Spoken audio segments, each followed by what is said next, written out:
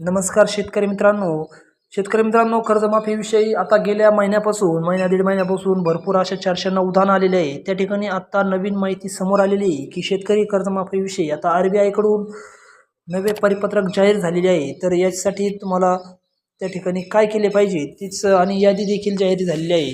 तर याची सविस्तरपणे माहिती आपण आजच्या या व्हिडिओच्या माध्यमातून बघणार आहोत. त्यासाठी हा व्हिडिओ शेवटपर्यंत संपूर्णपणे पहा.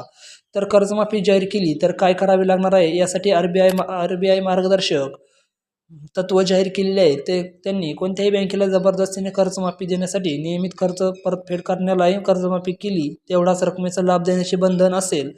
याबाबतचे परिपत्रक रिझर्व्ह बँक ऑफ इंडियाने म्हणजे RBI बँकेने जाहीर केलेले आहेत. 31 डिसेंबर 2024चा हे परिपत्रक आहे. कर्जमाफी संदर्भात पूर्वीचा हा कायदा असून पी चिदंबरम अर्थमंत्री असताना तो कायदा देशाने स्वीकारला. त्यानंतर दिवंगत अरुण जेटली यांच्या सूचनेनंतर 2008 आणि 2018 या 2 वर्षांमध्ये त्यात काही बदल झाले. तर राज्यांनी स्वतःची आर्थिक शिस्त राखावी असं ते ठिकाणी अपेक्षित आहे. जर तसं नाही केलं तर केंद्रीय पातळीवर जी मदत येते किंवा योजनांच्या आर्थिक स्वरूपातील लाभ होतात ते मिळणार नाहीत असं तेव्हा ठरलं होतं. तर तो संदर्भ सतत तुम्ही कर्जमाफी जेव्हा देता त्यामुळे नैतिक काही प्रश्न कसे निर्माण होतील यासह इतर काही मुद्दे या परिपत्रकात नमूद करण्यात आलेले आहेत. तर राज्य सरकारने कर्जमाफी जाहीर केली म्हणून ती कर्जमाफी जशी तशी स्वीकारावी अशी सक्ती कोणत्याही बँकेला बंधनकारक तर नाहीच आहे. उलट RBI असे म्हणणं आहे की तुमचे जे बोर्ड आहे, समजा आता महाराष्ट्र बँकेचे बोर्ड आहे किंवा युनियन बँकेचं आहे, तर त्याचा SBIचा त्यांची धोरण काय आहे त्याप्रमाणे तुम्ही कर्जमाफी करायची. दुसरी गोष्ट अशी की कोणत्याही बँकेला राज्य सरकारने सांगितलं म्हणून जबरदस्त कर्जमाफी देण्याच्या प्रक्रियेमध्ये सहभागी करून घेता येणार नाही. नियमित कर्ज पुरवठा परतफेड करणारे जे लोक आहेत त्यांना तुम्हाला तेवढीच कर्जमाफीचा लाभ तुम्हाला त्या ठिकाणी द्यावा लागणार आहे. तर या ठिकाणी परिपत्रकातील त्या ठिकाणी RBIचे महत्त्वाचे मुद्दे पहा. जवळपास 6-7 त्या ठिकाणी महत्त्वाचे मुद्दे आहेत. 1 नंबर पहा, राज्य सरकारची कर्जमाफी योजना राबवताना काळजी घ्या असं RBIने नमूद केलेले आहे. 2 नंबर, कर्जमाफीच्या निधीसाठी आधी बजेटचे नियोजन करा आणि नंतरच कर्जमाफी द्या.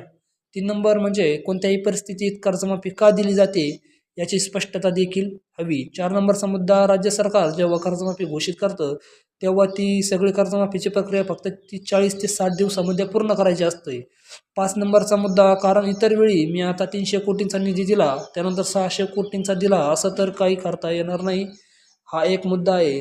6वा पहा, तसेच बँकाच्या शिवाय इथून पुढे कर्जमाफीची योजना अंतर्गत येणार नाही. बँकांना ठरवायचं आहे की अशा पद्धतीने आपण कर्जमाफीच्या योजनेमध्ये जायचं की नाही. 7 नंबरचा मुद्दा पहा, कर्जमाफीची योजना झाली आणि समजा 2 लाखाचं कर्ज त्या ठिकाणी तुमच्यावर आहे परंतु 2 लाखाची पूर्तता होत नसेल तर ती संपूर्ण कर्जमाफी गृहीत धरली जाणार नाही. महत्त्वाचे मुद्दे शेतकरी मित्रांनो ध्यान देऊन लक्ष देऊन ऐका. आणि 8वा मुद्दा म्हणजे बँकांना कर्जदाराकडून म्हणजे या केसमध्ये शेतकऱ्यांकडून जे काही कर्ज वसूल करायचे त्याबद्दलचा कायदेशीर अधिकार हा बाधितच ठेवलेला आहे. आणि शेवटचा 9वा तर मुद्दा आहे, राज्य सरकारांना इथून पुढे मनाला वाटेल तेव्हा राजकीय फायद्यासाठी कर्जमाफी घोषित करताना बँकांना विचारल्याशिवाय बँकेला योजनेमध्ये घेता येणार नाही. या ठिकाणी असे मुद्दे त्या ठिकाणी बँकेने ठेवलेले आहेत. पण आता यासाठी शेतकरी देखील या ठिकाणी शेतकऱ्यांच्या मनात काय चालू असेल हे निर्णयानंतर ते तुम्ही कमेंट सेक्शनमध्ये नक्की सांगा, कारण शेतकरी मित्रच हा व्हिडिओ पाहू शकतात. धन्यवाद.